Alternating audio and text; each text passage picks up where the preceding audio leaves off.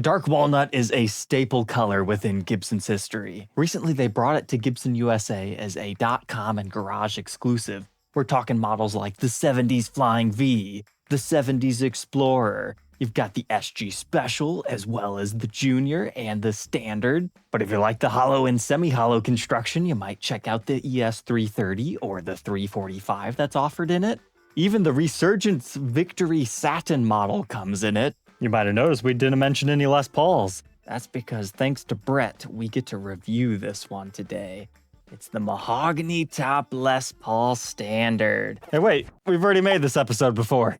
And although Brett's guitar is looking awesome here, I mean, look at how dark that fretboard is. He did get a very nice one.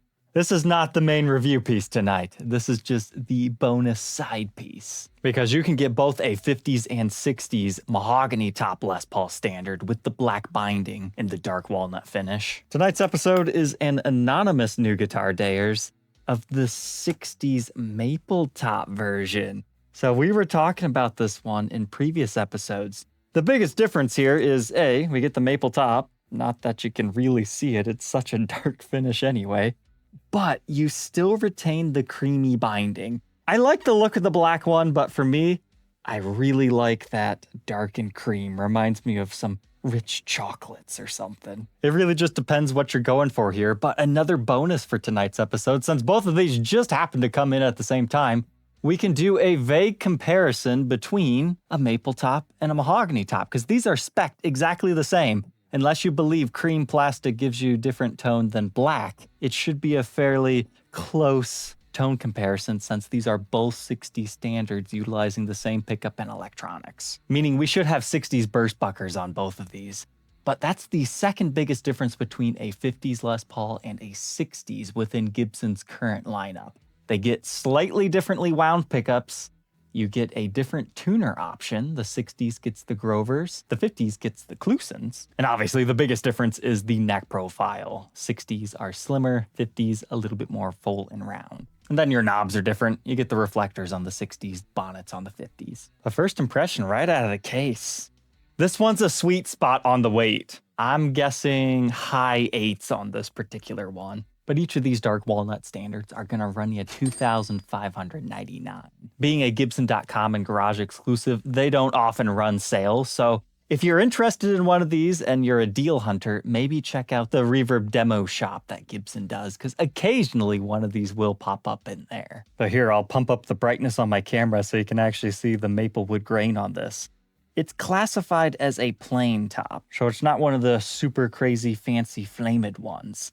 If you like this color but you wish it was figured, there's another .com exclusive that we reviewed. It's only offered in the 60s neck right now, and it's got the golden hardware, but you could always change that. But it's known as a figured root beer finish. It's pretty close. You can check out that review next. But so far, I like what I'm seeing on this one. You'll also get a hard shell case if you order one of these, as well as all these goodies inside of there, including a strap, blank truss rod cover if you'd prefer that to one that says standard. You get a Gibson multi-tool, pretty nice polishing cloth. And for historical preservation, here's a look at the original box tag. But to take a deeper dive on this one, let's go ahead and throw it onto the workbench to take an individual look at its parts and specs.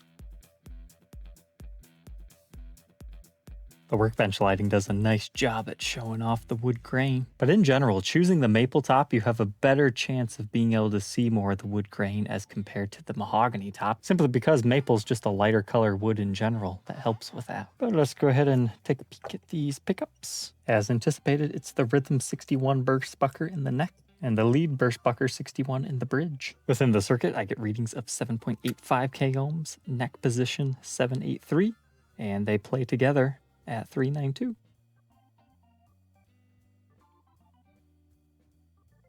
As far as the cleanliness of the routes, this one's not the best. It's a little bit rough on the bottom side. You can see some of the walnut stain leached into here. It looks worse than it actually is due to the staining. As far as splinters and whatnot, the edges look fine to me and they feel fine. They're very smooth. I was trying to tell you guys in the Halloween special episode that they were rough, but I don't know if anybody got that.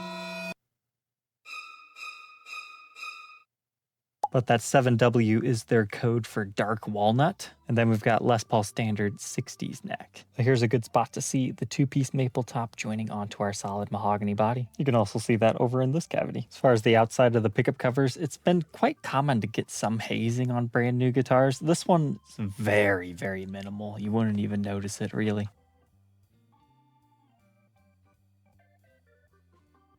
So here's a look at our bridge. It's a regular Gibson ABR1, however it sits on Nashville style studs, as it has the bushings within the body. You gotta step up to the custom shop if you want it drilled directly in. And we've got that lightweight aluminum tailpiece with our golden reflector knobs also having the pointers on them so you know where you are. And be careful, these toppers can come off. I don't really suggest touching them. Sometimes the glue will fail. And if it does come off, just use a small dab of super glue around the edge and stick it back on. As far as the pick guard, just a regular cream one, nothing too fancy. Single ply, and you get your felt pad back here. As far as marks in this particular area, you know, now that I am looking at it in the light, there's actually like a very small ding. It's not the usual impression line. You just got a couple of dings. And then the pick guard must be slightly scratching it right there too. No fear though, that is all covered over by the guard. And to be honest, only even vaguely visible if you're looking at it at this direct angle with this lighting situation. What do you guys think? Pick guard on or off? Here's our off situation. Here's our on situation. For me, that's a no-brainer. Keep that thing on. We've got a cream poker chip with a golden switch tip. And we'll just take a second to appreciate the wood grain in this lighting. Got a nice belly carve. It's a two-piece maple top. We've got some nice ringiness over here. That's good. Everyone will be just a little bit different when it comes to the wood grain lottery.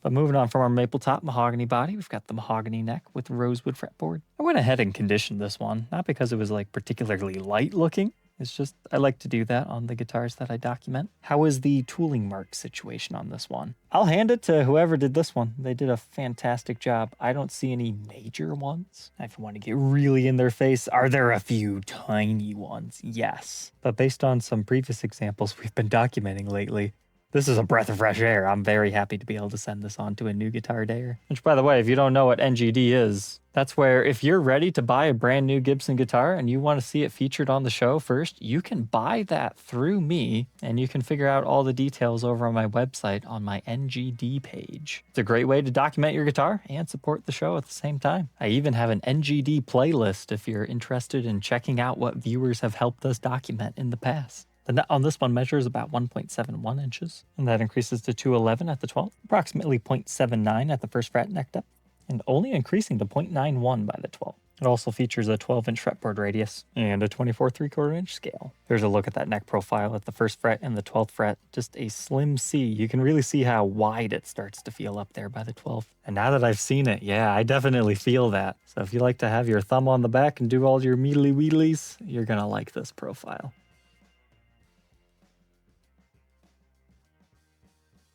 Headstock time, we've got our regular Les Paul model silkscreen, as well as our mother of pearl Gibson logo with our Grover tuners. As far as our truss rod route, there is a little bit of glue seepage out here. I also noted that a clear coat was stuck over top of the nut. I cleaned most of that off. So a few style points knocked off there, but that was certainly easy to fix up.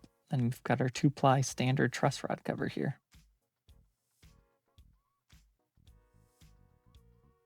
Moving on to the backside now, you can see a little bit of the chatoyant dancing within the wood grain. It's not a lot, and it's a dark finish, but it is there. It's fun to appreciate in person. Now we can see our Gibson branded pots paired with our orange drop capacitors. I'd say the wiring work on this particular one's quite nice. The ridge right here is rather rough though. But we've got a matching cream jack plate, a large strap button over here, and up there. I suppose we want to get really nitpicky. There's a few mild contamination areas. Like right here, if you get your light on it, you can see there's like a very small dip.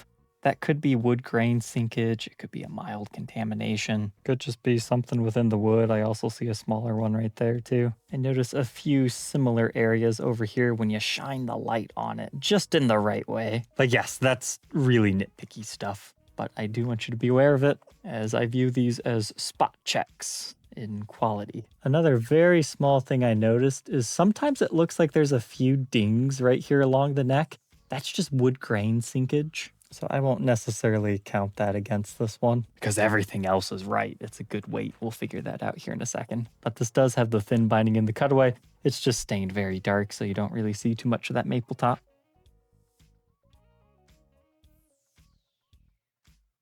But moving up the 60s style neck, outside of some mild handling marks, it's looking good. And we can see the backside of our Grover tuners this time with, let's see, our serial number dating to the 260th day of 2025, initial batch production number 281, made in USA. But man, I knew this was a good one. Look at that.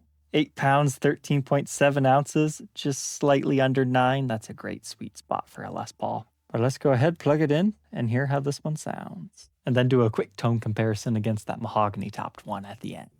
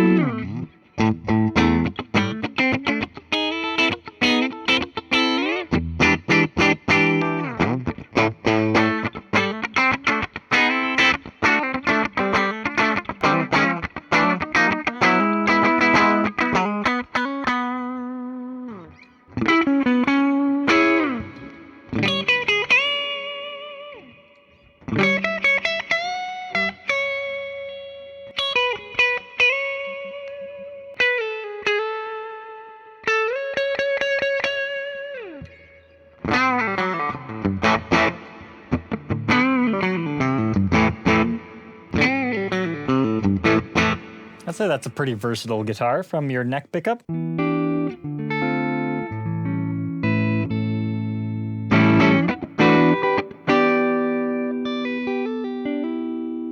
To the middle.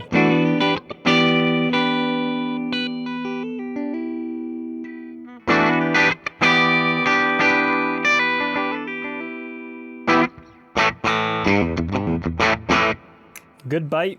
Let's see, does this have the clarity?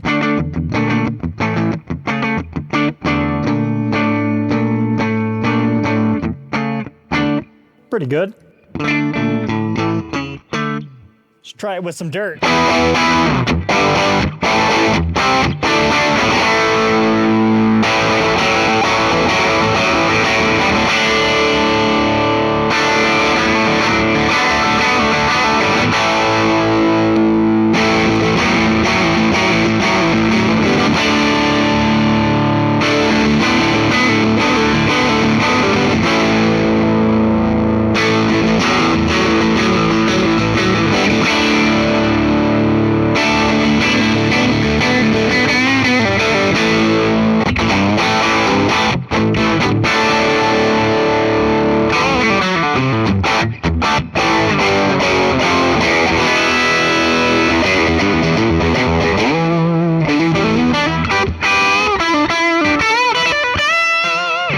Nothing wrong with that bridge pickup. Neck position.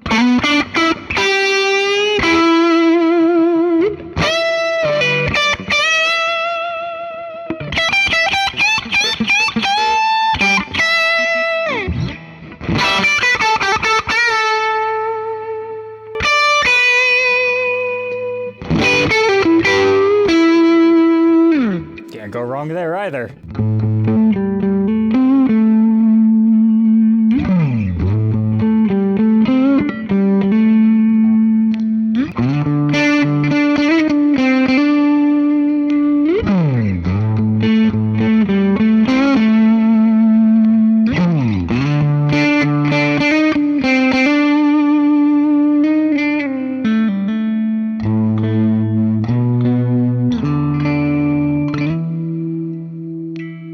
Yeah, that's a good sounding guitar. Now let's do a quick comparison.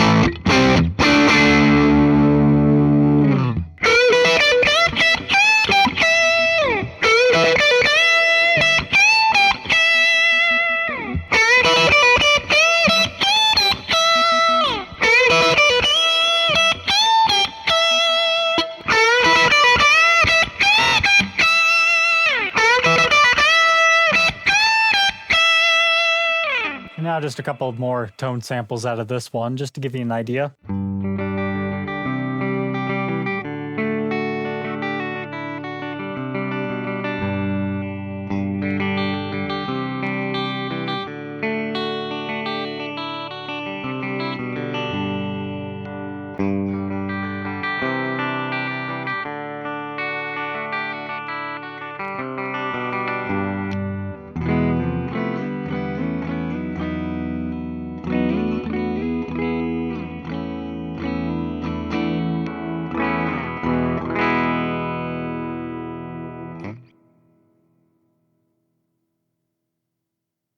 There you go.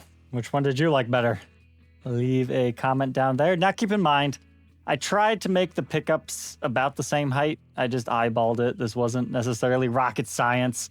I did not actually switch back and forth in between the two. I just try to remember what I played and at what picking power. So, I mean, is it the most scientific test in the world? No, but it gives you an idea.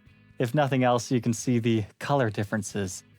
This inspires me a little bit more, but I can totally see why this whole blacked out look might inspire someone else. And variety is the spice of life. Everybody has differing opinions, so it's great that you've got the option, but these are essentially the exact same guitar, outside of some cosmetic appointments and the top material. So hopefully this video helps you make an informed decision whether one of these is right for you or not. Once again, I want to thank my 2 new guitar dayers. Without them, this video wouldn't have even been possible. And I think the black binding new guitar dayer is going to be really excited because initially he's like, I know you've already done this model, but do you want to do a new guitar day on it anyways? He's like, sure, can't promise a re-review, but at least an unboxing, but here we go. It just happened to line up perfectly to be a comparison piece. But all right, Troglodytes, I hope you enjoyed. I'm going to get these off to their rightful owners, and we'll catch you guys tomorrow on the next one. Take care.